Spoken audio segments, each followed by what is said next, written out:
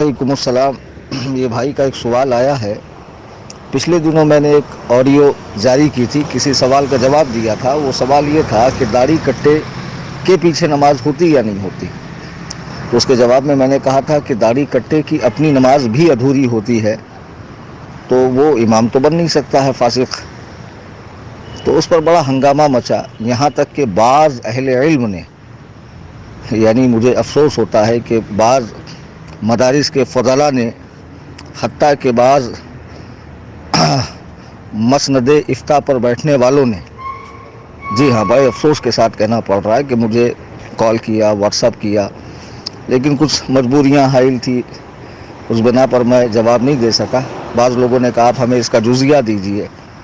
تو ان سبھوں کے لیے خلاصہ عرض ہے کہ دیکھیے, نماز ایک ایسی عبادت ہے کہ جس کے لیے اللہ تعالیٰ نے اوقات بھی مقرر کیے ہیں, حالات اور کیفیات کے بارے میں بھی بتایا ہے کہ کپڑے پاک ہوں, جگہ پاک ہو, نماز کا وقت ہونا چاہیے, نمازی کا پاک ہونا چاہیے. اب کپڑا بھی پاک ہے, جگہ بھی پاک ہے, نماز کا وقت بھی ہے, لیکن خود نمازی پاک نہیں, تو کیا وہ نماز ہوگی؟ ہر کوئی کہے گا نہیں ہوگی. کیوں؟ نماز کی جو شرائط ہے اس میں سے ایک چیز کم پائی جا رہی ہے, تو اس کمی کو دور کرے اور نماز پڑھے. داڑھی رکھنا واجب ہے,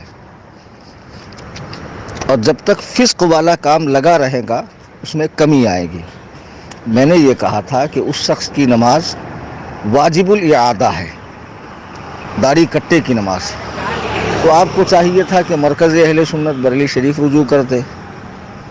اور بھی محترم شخصیات ہیں, حضور محدث کبیر ہے, بمبئی کی سرزمین پہ مفتی محمود اختر صاحب قبلہ ہیں, ہے نا, اور بھی بڑے بڑے مدارس ہیں اہل سنت و جماعت, بریلوی مکتبہ فکر کے, جو حنفی مذہب و مسلک کے مطابق فتاوے دیتے ہیں فقہ حنفی کی کتابوں سے. تو ان سے آپ رجوع کرتے. داڑھی رکھنا یہ واجب ہے, اور کاٹنا کیا ہے, ایک مشت سے کم رکھنا. میں نے یہ نہیں کہا کہ بغیر داڑھی والے کی نماز نہیں ہوتی. بعض لوگوں کو داڑھی آتی نہیں. اب بچہ بالغ ہوتا ہے 12 سال کی عمر میں, بہت ہو گیا 15 سال کی عمر میں نماز فرض ہو گئی. اب بعض کو 21 میں 22 میں داڑھی آتی ہے. یہاں مسئلہ ہے داڑھی کٹے کی نماز کا, یعنی جس کو داڑھی آ گئی لیکن وہ ایک مشت سے پوری چھیل دیتا ہے یا ایک مشت سے کم رکھتا ہے, تو وہ فاسق ہے. اب ایسے شخص وہ فسق کو لے کر نماز پڑھ رہا ہے تو نماز میں کمی رہ گئی. اب ہونا نہیں ہونا یہ تو اللہ تعالیٰ کے دست قدرت کی بات ہے, اس کے کرم پر منحصر ہے. وہ چاہے تو جو پورے اہتمام سے نماز پڑھ رہا ہے اس کی بھی قبول نہ کرے.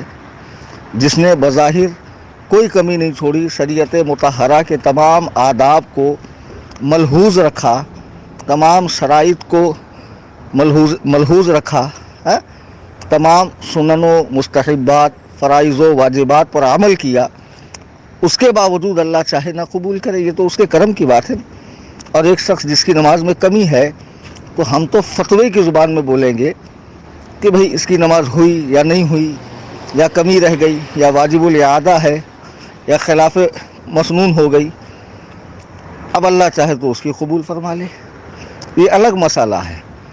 داڑھی کاٹنا, ایک مشت سے کم رکھنا, یہ فسق ہے. آئی سمجھ میں بات؟ داڑھی کا رکھنا واجب ہے, اور ایک مشت سے کم کاٹنا, ایک مشت سے کم رکھنا, یہ جو ہے یہ فسق ہے. اب کوئی فسق کو لے کر نماز پڑھ رہا ہے. اب اس کو یوں سمجھیے کہ ایک شخص نماز کے لیے گیا, کپڑے بھی پاک ہے, جگہ بھی پاک ہے, بدن بھی پاک ہے, نماز کا وقت بھی ہے, تمام چیزیں ہیں, جیب میں اس کے پیشاب کی شیشی ہے, نماز ہوئی یا نہیں؟ تو وہ ناپاکی کو لے کر نماز پڑھ رہا ہے. نماز نہیں ہوئی, نماز کو دہرانی پڑے گی, دہرانا ہوگا. تو پہلے وہ اس چیز کو اپنے سے دور کرے.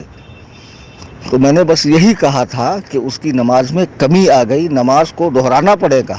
تو اب اس کے بارے میں فقہا نے فرمایا کہ جب وہ داڑھی رکھے, اب مثلا آج ارادہ کر لیا کہ میں اب مسنون داڑھی رکھوں گا, اب یہاں سے داڑھی بڑھا رہا ہے, تو جتنی نمازیں اس حالت میں پڑی تھی, داڑھی کٹے پن کی حالت میں, داڑھی نہ آنے کی حالت میں نہیں, جب داڑھی آئی تھی, کاٹا تھا, ایک مشت سے کم رکھا تھا, اس حالت میں جو نمازیں پڑھی ہے اس کا اعادہ کرے، اسے لوٹائے. آئی سمجھ میں بات؟ سرے سے نہیں ہوگی ایسا نہیں ہے، فرض ادا ہو جائے گا، واجب اس کے ذمہ باقی رہیں گا.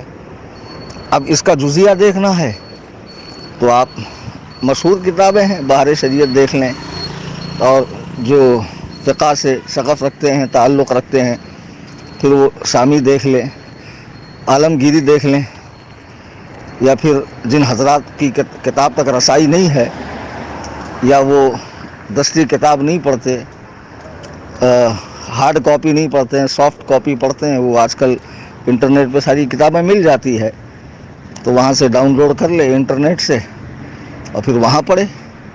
اور وہ پڑھنا بھی نہ آتا ہو تو جو بڑے علماء ہیں ان سے رجوع کریں.